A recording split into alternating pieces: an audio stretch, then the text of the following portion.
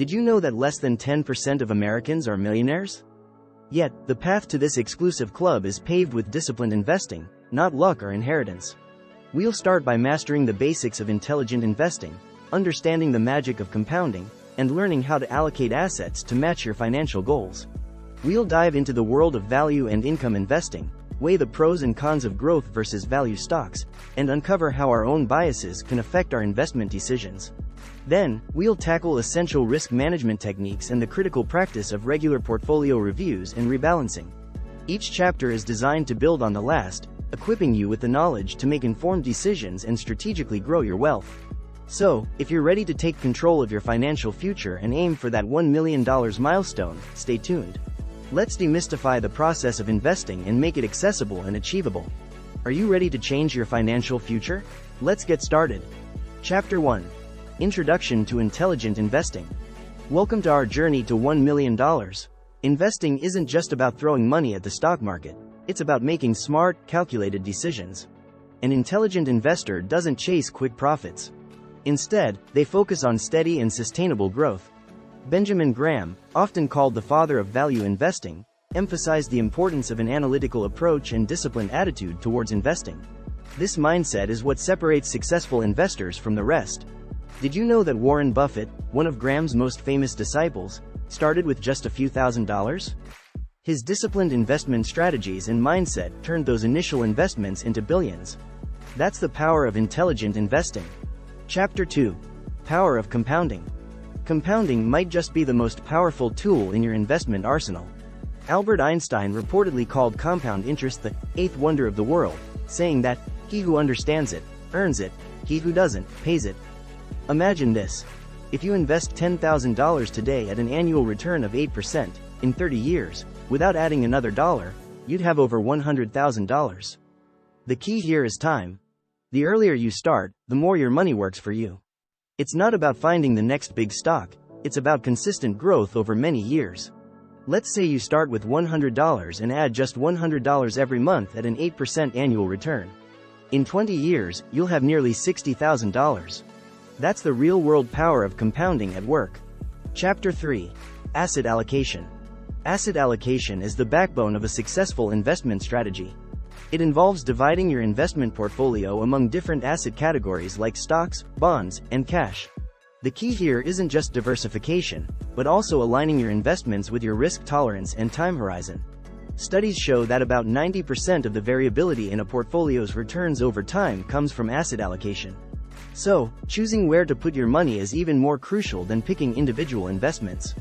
For example, younger investors might lean more towards stocks for long-term growth, while those closer to retirement might prefer bonds for their stability and steady income.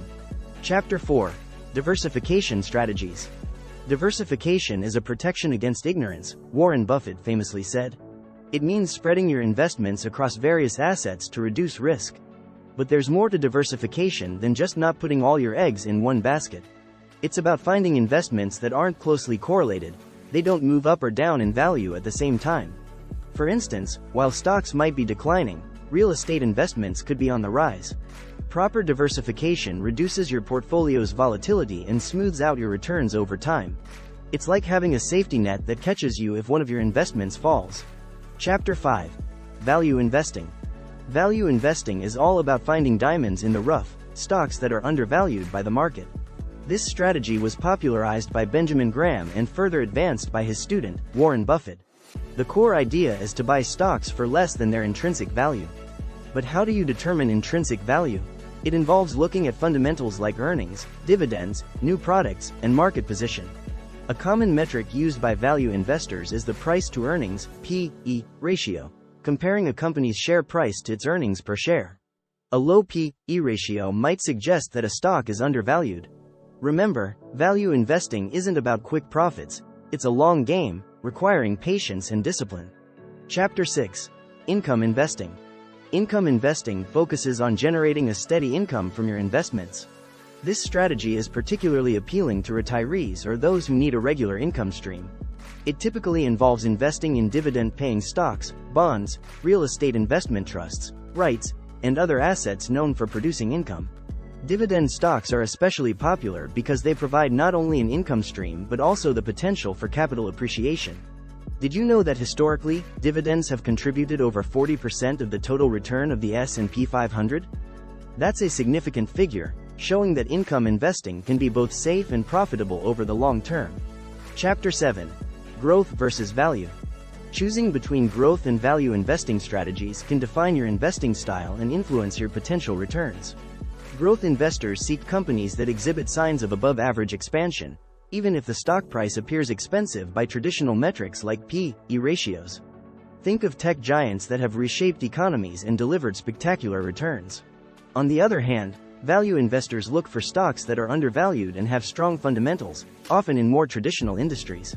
The choice depends on your risk tolerance, financial goals, and market conditions. Combining both approaches might also be a wise strategy, allowing you to balance potential high returns with stable gains. Chapter 8. Behavioral finance. Understanding behavioral finance is crucial for personal investing success. This field studies the psychological influences on investors' behaviors and how they can lead to market anomalies. For example, one common bias is loss aversion, where investors are so fearful of losses that they might sell their stocks prematurely or avoid investing in stocks altogether, missing out on potential gains. Recognizing these biases can help you make more rational, informed decisions. Another aspect is confirmation bias, where investors seek information that supports their preconceptions and ignore contrary evidence. Being aware of these biases can greatly improve your decision-making process and investment outcomes. Chapter 9. Risk management. Risk management is pivotal in protecting your investments from unexpected market downturns. It involves identifying, analyzing, and taking steps to mitigate or eliminate exposure to loss. Effective risk management strategies include setting stop-loss orders, diversifying across various asset classes, and regularly conducting portfolio reviews. An interesting strategy is the use of options for hedging against potential losses. For example, buying put options on stocks you own can act as an insurance policy against significant declines. Remember, the goal of risk management isn't to avoid risk altogether but to understand and manage it so that you can reach your financial goals without unwelcome surprises. Chapter 10. Review and rebalance. Regularly reviewing and rebalancing your portfolio is crucial to maintain your desired asset allocation over time. As different investments perform differently over periods, your portfolio can drift from its original target allocation. Rebalancing helps in selling high and buying low, shifting your investments from overvalued to undervalued asset classes. This process not only realigns your portfolio with your risk tolerance and investment goals but also instills discipline in your investment process. Did you know that rebalancing could potentially increase your average returns and lower volatility? It's a simple yet powerful tool to keep your financial plan on track.